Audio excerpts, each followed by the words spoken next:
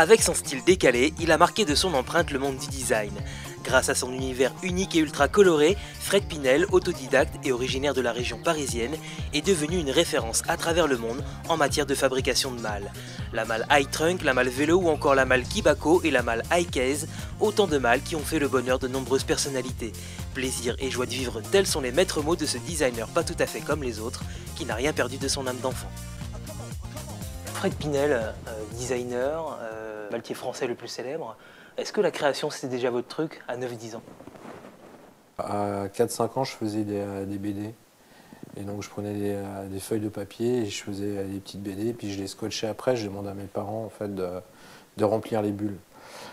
Mais j'ai vite été échaudé en fait, sur les alentours de 10 ans, parce que mes parents m'ont dit qu'est-ce que tu veux faire? Designer, ils m'ont dit c'est un métier de crève la faim, passe un bac comme tout le monde. Ok. Donc c'est ce que j'ai fait. Enfin d'ailleurs je l'ai raté. Et je suis parti en Angleterre pour parler anglais parce que je pense que c'est important. Suite à ça, j'ai monté une agence de pub. Et que tardivement, je me suis rendu compte que c'était pas ma vie. Et donc ma vie, c'était de créer des objets. Et alors comment on en vient à faire des malles quand on n'a pas fait des études dans ce domaine-là? En se baladant dans le grenier de ses grands-parents, j'ai trouvé une vieille valise que j'ai démontée. J'étais acheté du bois chez Casto, donc c'est pas du tout comme ça que ça se fait.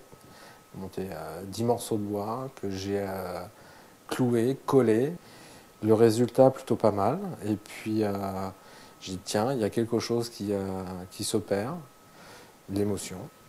Et alors ça fait quoi de faire une malle pour Michael Jordan? Me dire, écoute Fred, tu veux faire une malle pour Michael Jordan? J'ai dit, non, le Michael Jordan. Je lui ai fait une malle et puis, il m'a pas beaucoup parlé, mais je me souviens d'une toute petite phrase, il m'a dit, good job. Est-ce qu'il y a une personnalité pour qui vous aimeriez bien faire une malle?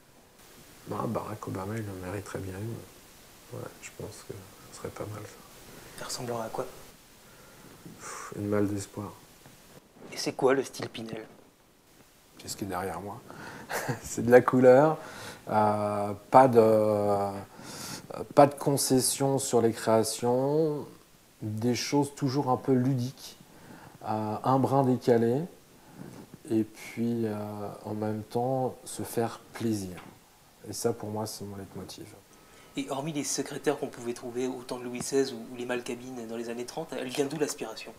Du Warhol, du Keith Haring, les comics, les bonbons Haribo, les chamallows, les Barbapapa, etc.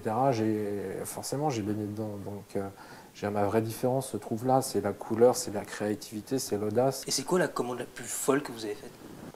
On a fait une malle coffre-fort, donc c'est antinamique parce que forcément on ne peut pas la soulever. Elle était tellement grosse qu'on l'a livrée démontée. Et quand on ouvre les deux grosses portes, à l'intérieur, il y a encore 18 coffres-forts. C'est quoi la prochaine folie de Fred Pinel? Les 7 péchés capitaux. 7 malles, 7 péchés, en fait c'est 7 anti-péchés.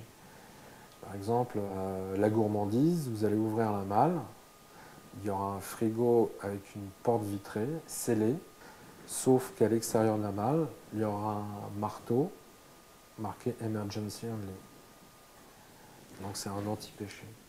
Finalement, l'atelier de Fred Pinel, c'est un grand magasin de jouets.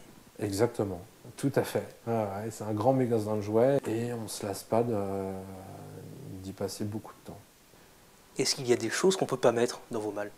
C'est un projet qui va voir le jour, les 7 péchés capitaux. Donc dans la luxure, j'aurais bien voulu mettre des stupéfiants, mais c'est juste interdit. Donc ça, on ne peut pas les mettre.